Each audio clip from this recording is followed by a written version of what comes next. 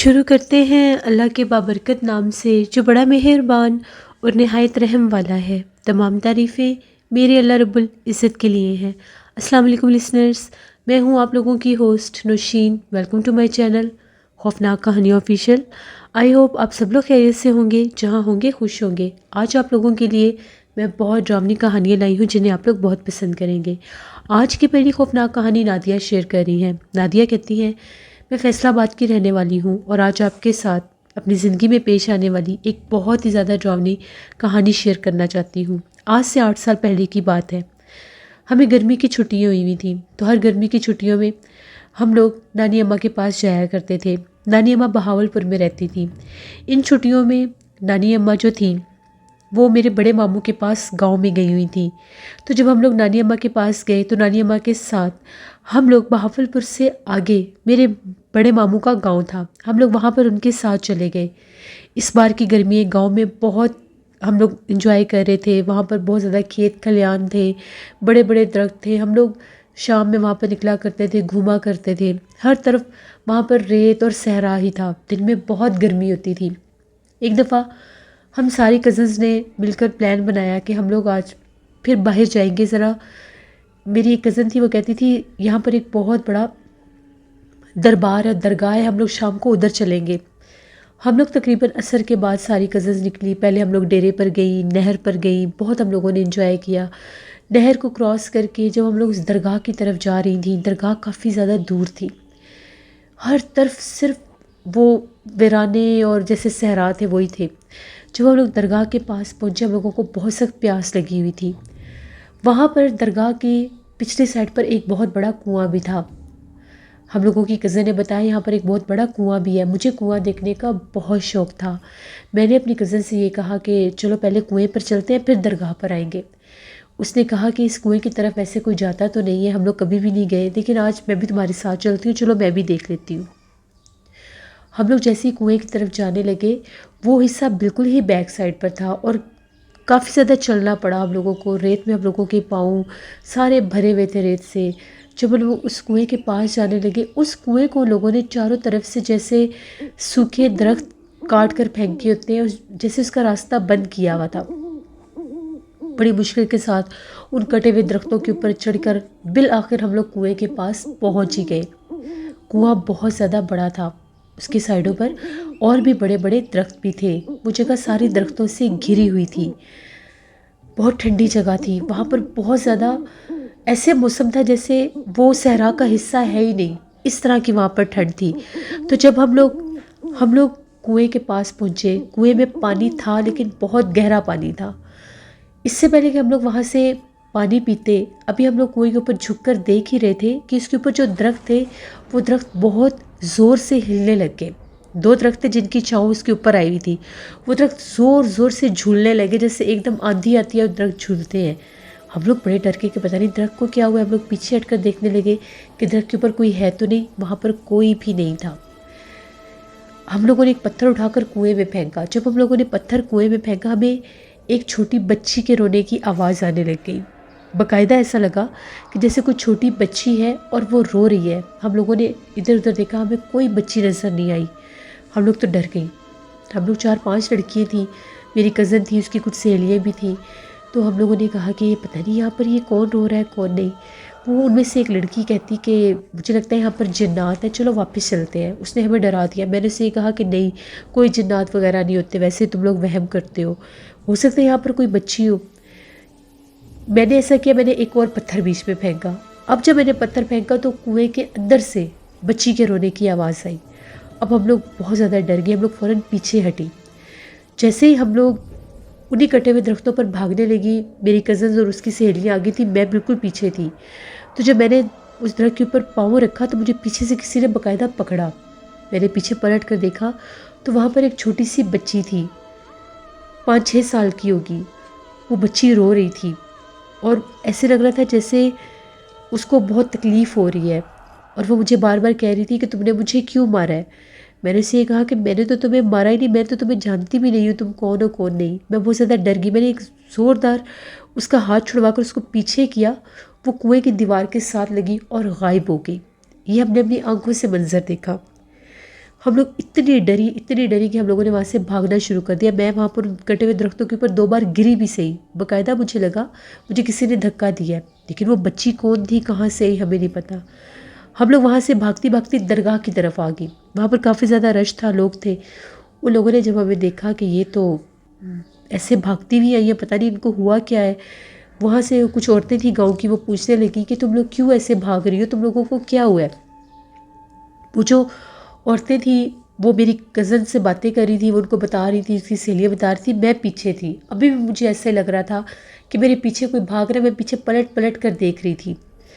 جیسے میں اس درگاہ کے فرنٹ سائڈ پر آئی، مجھے باقاعدہ ایسا لگا کہ میرے سامنے کوئی آ کر کھڑا ہوا ہے. بالکل بلیک کلر کا اس کا لباس تھا. مجھے اتنا یاد ہے کہ وہ وہاں پر کوئی کھڑا تھا. اس کے ساتھ جیسے میں ٹکرائی اور میں نیچے گری اور میں بے ہوش ہو گئی. جب میری کزنس نے دیکھا کہ وہ پیچھے گری ہے، بے ہوش ہو گئی، ان لوگوں کو لگا میں خوف سے بے ہوش ہوئی ہوں. عورتوں کی مدد سے اٹھا کر مجھے وہ بالکل وہ درگاہ کے سین میں لے آئے. وہاں پر ایک برآمدہ تھا بہت بڑا. وہاں پر ان لوگوں نے جب مجھے لٹایا، جیسے مجھے ہوش آیا، اس کے بعد مجھے کچھ بھی یاد نہیں ہے. ان کے چہرے مجھے یاد ہے کہ میں نے ان کو دیکھا. ان لوگوں کا یہ کہنا ہے کہ جب تمہیں ہوش آیا تھا تمہیں دورہ پڑا ہوا تھا، تمہاری آنکھیں بالکل سفید ہو چکی تھی، تمہارا جو آئی بال تھا وہ بھی بالکل لائٹ گرین کلر کا ہو گیا تھا، جبکہ میری آئیز بلیک تھی.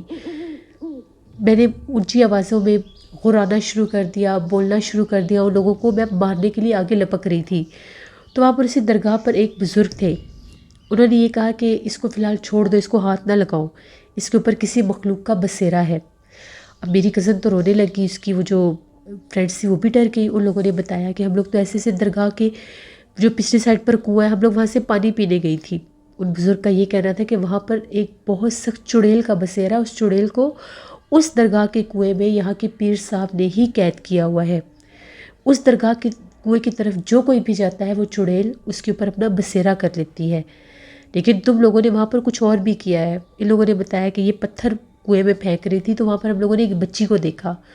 ان بزرگ کا یہ کہنا تھا کہ وہ چڑیل وہاں پر ایک بچی کے ساتھ ہی رہتی ہے. جب اس کو ان بزرگ نے قید کیا تھا، وہاں کے پیر صاحب نے، جن کا وہ دربار تھا، انہوں نے جب وہاں پر اس کو قید کیا تھا تو وہ ایک عورت کے روپ میں ہی پہلی بار دربار پر آئی تھی. اور وہاں پر جب وہ آئی تو اس نے وہاں پر کچھ عورتوں کو، کچھ لوگوں کو نقصان پہنچایا تھا، ان کے اوپر بسیرا کرنے کی کوشش کی تھی، بلکہ ایک دو لوگوں کا تو وہ دل نکال کر چبا گئی تھی.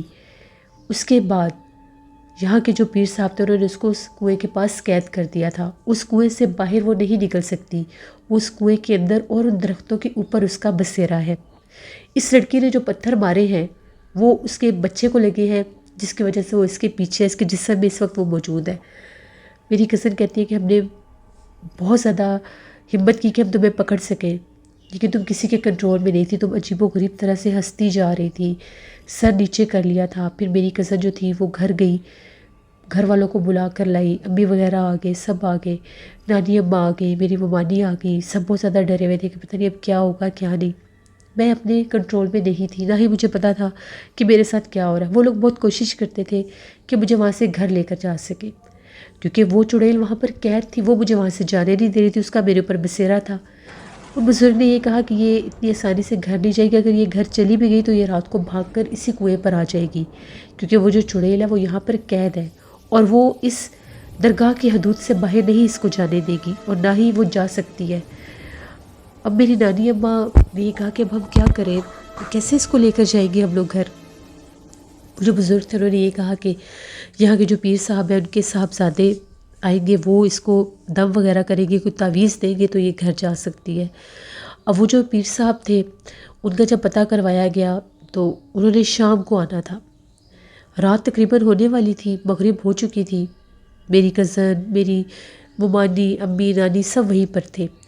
جب وہ ان پیر صاحب کے صاحبزادے آئے تو ان کو پتہ چل گیا کہ وہاں پر دربار پر ایک لڑکی کے اوپر چڑیل نے بسیرا کیا ہے. وہ لوگ کنویں پر گئی تھی. جب وہ آئے تو میری کزن بتاتی ہے کہ تم نے ایک دم سے بہت زیادہ رونا شروع کر دیا، جیسے تم ان کو دیکھ کے ڈر رہی تھی. تم کبھی کسی پلر کے پیچھے چھپ جاتی تھی، کبھی تم ایسے کرتی تھی کہ جیسے تم اس کنویں کی طرف جا رہی ہو. لیکن جب انہوں نے دور سے ہی بیٹھ کر تمہیں دم کیا اور یہ کہا کہ یہاں پر آ کر آرام سے بیٹھ جاؤ، تمہیں کچھ بھی نہیں کہیں گے، تو تم چپ چاپ ان کے سامنے جا کر بیٹھ گئی.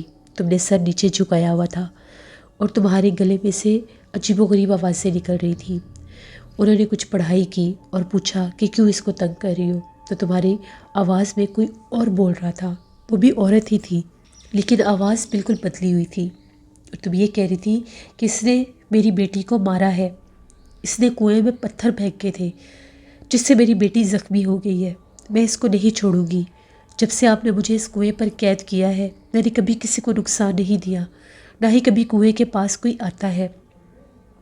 یہ ساری لڑکیاں کنویں کے پاس آئیں اور کنویں میں پتھر مارنے لگ گئی، میری بیٹی بہت زخمی ہے، آپ خود اس کو دیکھ لیں۔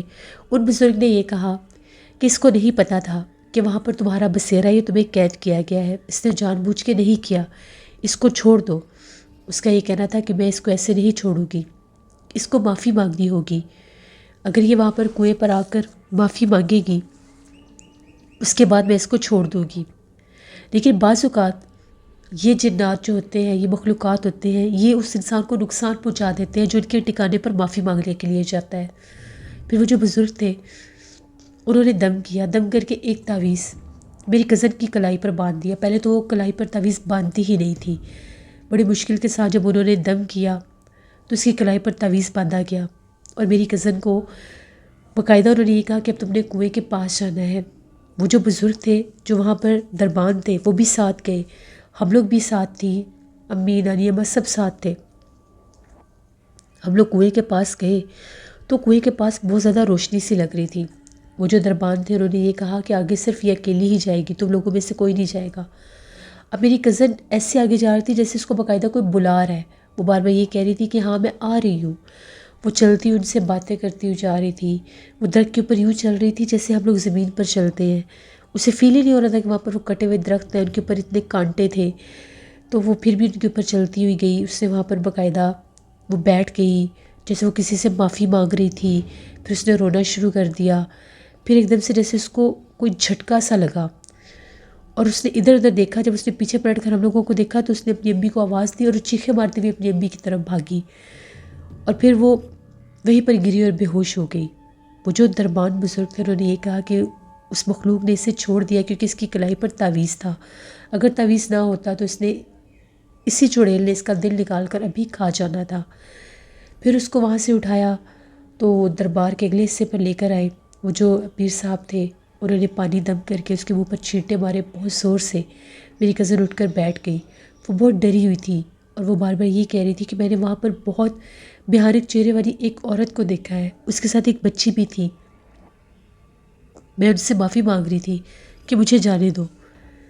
تو جب میں ان سے معافی مانگ رہی تھی تو وہ مجھے آگے بڑھ کر مارنے لگی، لیکن جب اس نے میرے ہاتھ پر تعویذ دیکھا تو وہ فوراً سے اس کنویں میں دونوں چھلانگ لگا گئی۔ پھر میں نے اپنی امی کو دیکھا اور میں ڈر کے ان کی طرف بھاگی۔ اس کے بعد مجھے کچھ یاد نہیں ہے۔ ان بزرگ نے ساری بات بتائی کہ تم نے یہ غلطی کی تھی، تم اس کنویں پر گئی تھی جہاں پر چڑیل قید، اور جب تم نے اس کنویں میں پتھر مارے تو اس چڑیل نے تمہیں پکڑ لیا کیونکہ تم نے اس کی بچی کو زخمی کیا تھا، وہ وہی بچی تھی جو کنویں سے باہر نکل کر تمہیں روک رہی تھی۔ اب تم یہاں سے چلی جاؤ، بلکہ بہتر یہ ہے کہ تم اس گاؤں سے ہی چلی جاؤ، اگر تم اس گاؤں میں زیادہ دن رہی تو وہ کسی بھی طرح سے تمہیں پھر سے نقصان پہنچانے کی کوشش کر سکتی ہے۔ اس درگاہ سے تو وہ باہر نہیں نکل سکتی، لیکن اس کا بسیرا تم پر ابھی بھی ہے، ہو سکتا ہے کوئی اور مخلوق تمہیں نقصان پہنچانے کی کوشش کرے۔ ہم لوگ وہاں سے واپس آ گئے، مجھے بہت سا بخار تھا، میں ساری رات ڈرتی رہی، مجھے باقاعدہ ایسا لگتا تھا کہ جیسے کبھی کوئی میرے پیروں کو چھیڑتا ہے، کبھی کوئی میرے سر کی طرف آ جاتا ہے، میں چیخیں مارنے لگ جاتی تھی، میں ڈر جاتی تھی۔ اگلے دن ہی میری امی مجھے واپس فیصل آباد لے آئی۔ ہم لوگ جب فیصل آباد پہنچے تب بھی میں بیمار تھی، مجھے بخار تھا۔ امی کہتی ہے کہ میری رنگت بالکل ایسی ہو گئی تھی جیسے میرے جسم میں خون کا ایک قطرہ بھی نہیں ہے، بہت پیلا کلر ہو گیا تھا میرا۔ صرف ایک رات میں میرے ساتھ یہ سب کچھ ہو گیا، وہاں پر میرا جانا اور یہ سب کچھ ہونا۔ پھر مجھے اکثر ڈراونے خواب آتے تھے۔ جو تعویذ ان پیر صاحب نے مجھے کلائی پر باندھنے کے لیے دیا تھا وہ تعویذ میں نے بعد میں گلے میں پہنے رکھا، وہ تعویذ میری بہت حفاظت کرتا تھا۔ لیکن اس چڑیل کے اس کنویں پر جانے کے بعد میری زندگی میں بہت سی مشکلات آئیں، میرا رشتہ نہیں ہوتا تھا، بات طے بھی ہو جاتی تھی تو رشتہ ختم ہو جاتا تھا، یہاں تک کہ ایک دفعہ تو بالکل میرا نکاح تک تیار ہو گیا تھا، لیکن ایک دم سے پھر پتہ نہیں کیا ہوا وہ ختم ہو گیا۔ پھر میں نے بہت علاج کروایا اور بھی بزرگوں کے پاس گئی، کچھ اور بھی علماء کرام کا پتہ چلا، ان سے بھی مدد لی، تو ان کا یہ کہنا تھا کہ اس چڑیل کا بسیرا مجھ پر ابھی بھی ہے، اس نے میرا جسم تو چھوڑ دیا لیکن میں اس کے سائے کے زیر اثر تھی۔ مجھے نہیں پتا تھا کہ اس درگاہ والے کنویں پر کسی چڑیل کا بسیرا ہو سکتا ہے، یہاں پر وہ چڑیل قید تھی، اگر مجھے پتا ہوتا تو میں کبھی بھی وہاں پر نہ جاتی۔ 8 سال اس بات کو گزرے، 7 سال میں ان مصیبتوں میں رہی، میرے اوپر پانی کے چھینٹے آتے تھے، خون کے چھینٹے آتے تھے، ڈراؤنے خواب آتے تھے، ہر کام میں ناکامی ہوتی تھی، میں نماز بھی پڑھتی تھی، قرآن پاک بھی پڑھتی تھی، اور اس سے اللہ کا یہ کرم تھا کہ مجھے کوئی اس طرح سے وجودی مرض نہیں ہوئی تھی، لیکن میرے ہر کام میں رکاوٹ وہ اس مخلوق کا اثر بنتی تھی، اس چڑیل کا سایہ۔ مجھے ہر بار ڈراؤنے خواب میں ایک وہی عورت اور وہ بچی نظر آتے تھے۔ پھر ایک جگہ سے تعویذات دی، انہوں نے باقاعدہ میرا 6 ماہ علاج کیا، اس کے بعد پھر میری شادی ہو گئی۔ اب میں اپنی زندگی میں خوش ہوں، ٹھیک ہوں، لیکن ابھی بھی کبھی کبھی مجھے ڈراؤنے خواب آتے ہیں۔ یہ میری زندگی کی ایک کہانی تھی جو میں نے آپ کے ساتھ شیئر کی، اور میں یہ بھی ایک میسیج دینا چاہتی ہوں کہ جب بھی آپ لوگ کسی بھی نئی جگہ پر جاتے ہیں، وہاں پر آپ کچھ بھی ایسا دیکھتے ہیں جو آپ کو پرسرار لگے، جس کے قریب جانے کے لیے کوئی رکاوٹ بنائی گئی ہو، کوئی بیریئر لگایا گیا ہو، تو وہاں پر جانے سے پہلے 100 دفعہ سوچیں، کیونکہ ہمیں پتہ نہیں ہوتا کہ اس جگہ کو کیوں بند کیا گیا ہے، آخر کون سی وجہ ہو سکتی ہے جس کی وجہ سے اس مخصوص جگہ کو بند کیا گیا ہوگا۔ یہ میری کہانی تھی، بہت شکریہ نادیہ آپ کا۔ جس سے یہ تھی آج کی یہ خوفناک کہانی۔ اپنا فیڈ بیک مجھے ضرور دیں آپ لوگوں کو کیسی لگی، اور یہ بات بالکل ٹھیک ہے، ہر جگہ جانے والی نہیں ہوتی، اور ہر جگہ پر آپ جا کر انجوائے نہیں کر سکتے۔ بعض جگہ ایسی ہوتی ہے جہاں پر جنات کا بسیرا ہوتا ہے، اور جنات انسانی آنکھ سے دیکھے نہیں جا سکتے، لیکن وہ ہمیں دیکھ لیتے ہیں۔ اس لیے جب بھی کسی نئی جگہ پر جائیں، باوضو ہو کر جائیں، آیت الکرسی پڑھ کر جائیں، اور اللہ سے دعا مانگ کر جائیں کہ اللہ ہمیں ایسے نہ دکھنے والی مخلوقات کے شر سے بچائے۔ آپ لوگ بھی اپنی سٹوریز شیئر کر سکتے ہیں ڈسکرپشن باکس میں دیے گئے ای میل آئی ڈی noshinmir57@gmail.com پر۔ اس کے علاوہ آپ لوگ مجھے کومنٹ باکس میں بھی سٹوری شیئر کر سکتے ہیں۔ ہارر سٹوریز آفیشیل پر میں بہت ہارر سٹوری آن ایئر کری، اس کو ضرور وزٹ کریں، آپ لوگوں کو پسند آئے گی۔ جن لوگوں نے ابھی تک ہارر سٹوریز آفیشیل کو سبسکرائب نہیں کیا، ابھی جا کر میرے چینل کو سبسکرائب کریں۔ وہاں پر میں ایک دن کے بعد جیسے خوفناک کہانیوں پر سٹوری پوسٹ کرتی ہوں، وہاں بھی پوسٹ کرتی ہوں، وہاں پر بھی بہت ہارر سٹوریز آتی ہیں، اور وہاں پر ناولز کی بھی بہت ساری آپ لوگوں کو پلے لسٹ میں سیریز مل جائیں گی۔ نینا وائس آفیشیل میری سسٹر کا چینل ہے، ان کو بھی جا کر سبسکرائب کریں اینڈ سپورٹ کریں۔ اور لسنرز، میرے دونوں چینلز کے اوپر سمر ہارر سٹوریز سیزن چل رہا ہے، ونٹرز میں ونٹر ہارر سٹوریز ہوتی ہیں، اور سمر میں سمر ہارر سٹوریز ہوتی ہیں دونوں چینلز پر، تو ان کو ضرور انجوائے کریں۔ اپنا بہت سا خیال رکھیے گا، اپنی ڈھیروں دعاؤں میں مجھے میری فیملی کو ضرور یاد رکھیے گا۔ Thank you for watching, stay blessed, Allah نگہبان۔